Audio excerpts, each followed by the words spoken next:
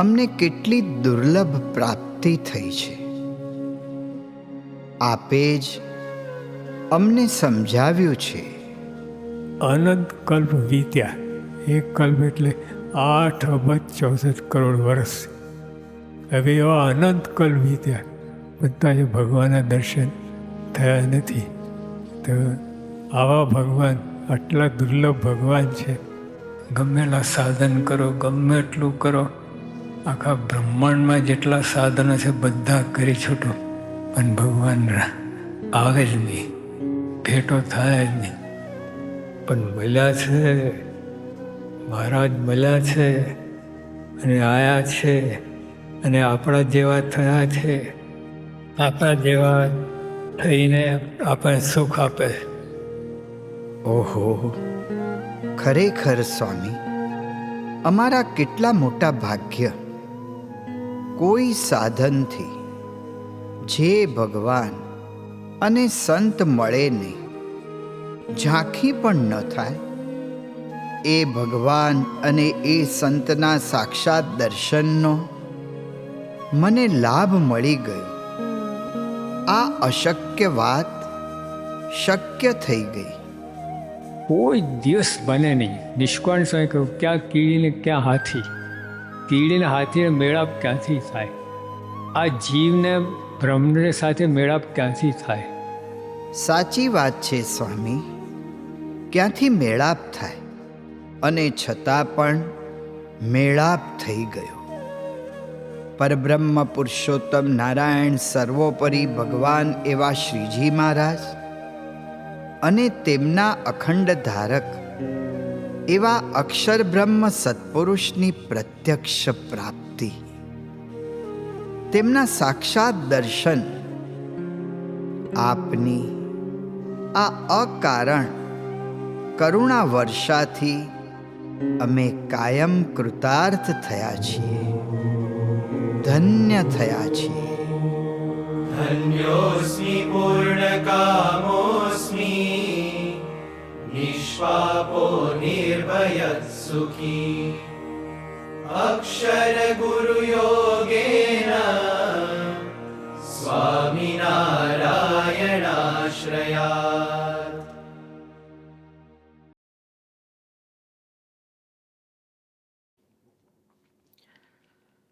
શ્રી સ્વામિનારાયણ ભગવાનની જય, અક્ષર પુરુષોત્તમ મહારાજની જય, ગુણાતીતાનંદ સ્વામી મહારાજની જય, ભગતજી મહારાજની જય, શાસ્ત્રીજી મહારાજની જય, યોગીજી મહારાજની જય, ગુરુ હરિ પ્રમુખ સ્વામી મહારાજની જય, ગુરુ હરિ મહંત સ્વામી મહારાજની જય, પ્રમુખ વર્ણિદિન અમૃત મહોત્સવની જય.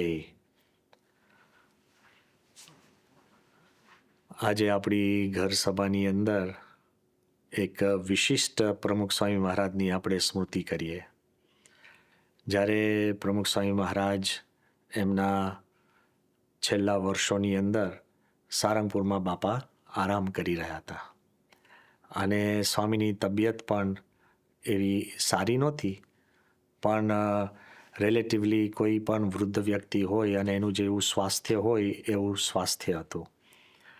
એટલે બાપાનું પણ વિચરણ થંભાવીને આપણે સારંગપુરમાં બાપા રોકાયા હતા અને સારંગપુરમાં કોઈક મિટિંગ કરવા માટે મારે અમદાવાદથી જવાનું થયું અને બાપા જોડે હું રૂમમાં ગયો અને તે વખતે પૂજ્ય જ્ઞાનેશ્વર સ્વામી અને પૂજ્ય નારાયણ મુનિ સ્વામી બેઠા હતા અને સ્વામી સાથે સંતોલક્ષી કંઈક વાતો ચાલતી હતી અને હું ત્યાં જઈને પહોંચ્યો અને જેવો ત્યાં પહોંચ્યો એટલે બાપા કીધું બેસ, એટલે હું બેઠો. આ બધું જ બહુ જ સાહજિક રીતે પ્રમુખ સ્વામીના જે કોઈ પ્રસંગ બને એ કોઈએ ગોઠવ્યા હોય, તમે આયોજન કર્યું હોય અને બહુ વિચારીને આપણે કરીએ એવું નહોતું. Everything with him was natural and spontaneous. જેમ કોઈક બ્રીઝ કહેતા કે ઠંડો મંદ પવનનો વાયરો વાય અને એ કેટલો સાહજિક હોય અને કેટલી તમને શીતળતા પ્રાપ્ત થાય. That was the environment in પ્રમુખ સ્વામીઝ પ્રેઝન્સ.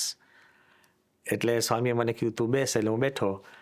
અને પછી એકદમ નારાયણ સ્વામી કંઈક બીજા જ અનુસંધાનમાં કીધું કે બાપા, કે આપને કેવું સારંગપુર ફાવે છે? સ્વામી કે હા. એ કે બસ બાપા, આજે 100 દિવસ પૂરા થયા. કારણ કે સ્વામી સતત સારંગપુર કે કોઈ પણ મંદિરમાં સતત આટલા દિવસ રહ્યા હોય એ બહુ રેર અને જૂજ હતું. એટલે બાપા પણ આમ સાંભળતા હતા. અને તે વખતે આત્મસ્વરૂપ સ્વામીનો દિલ્હીથી ફોન હતો.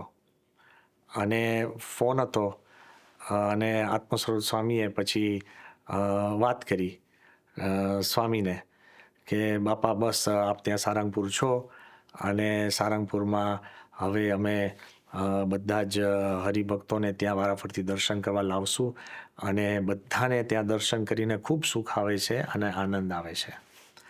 એટલે વાતમાંથી વાત એ નીકળી કે બાપા, હવે બધા હરિભક્તો દૂર દૂર દેશથી કે જુદા જુદા શહેરથી બધા સારંગપુરના આપણે બધા વારા ગોઠવીએ, બધા આપનો લાભ લે, દર્શન કરે, સમાગમ કરે. જેમ આપ વિચરણ કરતા હતા એક એક શહેરમાં જઈને, તો હવે આખા શહેરો વિચરણ કરશે કે આપના દર્શન અને સમાગમ કરવા માટે. એ લાભ તો એનો એ જ છે, સમાસ પણ એવો ને એવો જ છે, પણ આપણને આપ વિચરણ કરવાની જરૂર પડે નહીં. એટલે આવી બધી વાતો ચાલતી હતી. એટલે એમાં નારાયણ સ્વામીએ કીધું કે બાપા, બસ તો આપને હવે સારંગપુર ફાવે છે, તો હવે બાપા આપે સારંગપુર જ રહો. એટલે મેં એમાં ઉમેર્યું, મેં કીધું કે બાપા, હમણાં જ આત્મસ્વરૂપ સ્વામીનો ફોન હતો અને વારંવાર બધા હરિભક્તોના ફોન આવે છે કે બધાને ખૂબ લાભ આપે છે, બધા આનંદમાં છે. એટલે બાપા, હવે આપણી રાજધાની એ આપણે સારંગપુર, અને જ્યાં આપ બિરાજમાન હો એ આપણી રાજધાની. એટલે સ્વામી એકદમ મારી સામે આમ જોવા લાગ્યા. એટલે પછી એના અનુસંધાનમાં મેં કીધું બાપા, એક અંગ્રેજીમાં પુસ્તક છે ફ્રીડમ એટ મિડનાઇટ. જ્યારે ભારતને સ્વતંત્રતા પ્રાપ્ત થઈ એનું આખું વાતાવરણ, મૂડ, એનું વર્ણન કરતું આખી એક પુસ્તક છે freedom at midnight, written by Dominique Lapierre. મેં કહ્યું એના શરૂઆતમાં જ પાનાની અંદર એવો એક ઉલ્લેખ આવે છે કે આજે ભારતનું કે today the capital of India had moved 70 or 80 kilometers to Saharanpur. Saharanpur કરીને એક બીજું ગામ છે નોર્થ ઇન્ડિયામાં, બંગાળમાં. અને today the capital of India had moved 80 kilometers to a small village of Saharanpur. અને પછી લાઈન લખી છે કે ગાંધી વોઝ સ્ટેઇંગ ધેર. કે આજે ભારતની રાજધાની એ 70 કિલોમીટર ખસી અને ગાંધીજી ત્યાં એ ગામમાં પહોંચ્યા. Wherever was Gandhi was the capital of India. કે જ્યાં ગાંધીજી હતા ત્યાં ભારતની રાજધાની. એટલે મેં કીધું બાપા, જ્યાં આપ હો ત્યાં આપણી સંસ્થાની રાજધાની. એટલે આપ સારંગપુર હો તો સારંગપુર આપણી રાજધાની, આપ બોચાસણ હો તો બોચાસણ આપણી રાજધાની, આપ અમદાવાદ હો તો અમદાવાદ આપની રાજધાની. Wherever you are is the capital of સંસ્થા. અને આ બધી વાત સાંભળીને સ્વામી સાંભળતા હતા. પછી એકદમ સ્વામીની એક ટેવ છે કે જ્યારે એમને કંઈ વાત બંધ કરવી હોય ને, એટલે સ્વામીના ટેબલ ઉપર જે રૂમાલ પડ્યો હોય તો સ્વામી રૂમાલને વાળવા માંડે, વડ આપે, બંધ કરે, ફોલ્ડ કરે. અને એમ કે સાઈડમાં સ્વામી આમ જોવા જઈએ તો એમની રીતે રૂમાલને ગળીઓ વાળે. અને સ્વામી પછી આમ રૂમાલ બાજુ પર મૂક્યો. સ્વામી કે તમે બધા મને ભેગા થઈને એવું કહેવા માંગો છો કે આપણે હવે વિચરણ બંધ કરીએ, પધરામણી બંધ કરીએ અને આગળ કોઈ વિચરણ કરીએ જ નહીં. એટલે અમે તો એકદમ ચૂપ થઈ ગયા. સ્વામી કે જો તમે આ લખી રાખજો કે છેલ્લા શ્વાસ સુધી મારું વિચરણ ચાલુ રહેશે. અને પછી સ્વામી કંઈક એવા અલગ જ મૂડમાં હતા. સ્વામી કે નારાયણ મુનિ, તમે સંતોને અહીંયા ટ્રેનિંગ આપો છો તો તમે ગળથુથીમાં નાખજો કે વિચરણ કરવું જ છે અને છેલ્લા શ્વાસ સુધી વિચરણ કરવું છે. એક એક હરિભક્તના ઘરે જવું જ છે.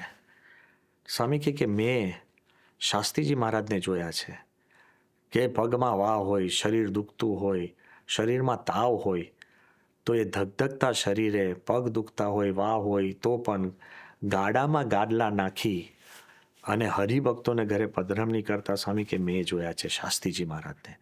સ્વામી કે યોગીજી મહારાજ શરીરમાં અનેક રોગ હતા, તો પણ 2 માળ ચડીને હરિભક્તોના ઘરે વૃદ્ધ અવસ્થામાં પણ યોગીજી મહારાજને જતા સ્વામી કે મેં જોયા છે. સ્વામી કે તમારે જે કાંઈ કરવું હોય તો એક વસ્તુ યાદ રાખજો કે છેલ્લા શ્વાસ સુધી પધરામણી ચાલુ રહેવી જોઈએ. અને પછી મારી સામે જોઈને કીધું, સ્વામી કે તું મને હમણાં રાજધાની સમજાવતો હતો, સ્વામી કે તું બધી રાજધાની કરતો હતો, તો સ્વામી કે તું આ લખી રાખ કે મારી રાજધાની હરિભક્તોના એક ઘર છે, એ આપણી રાજધાની. Not the mandirs,